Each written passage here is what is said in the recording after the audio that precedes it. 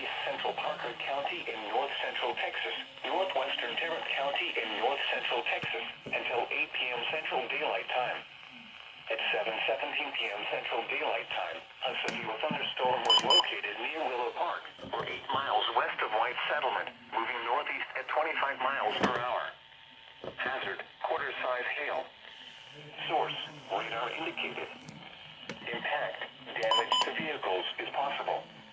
Locations impacted include Fort Worth, Halton City, Keller, Southlake, Weatherford, Watauga, Saginaw, White Settlement, Hazel, River Oaks, Sansom Park, Lake Worth, Eagle Mountain, Briar, North Richland Hills, Pecan Acres, Willow Park, Reno, West Worth Village, and Blue Mound.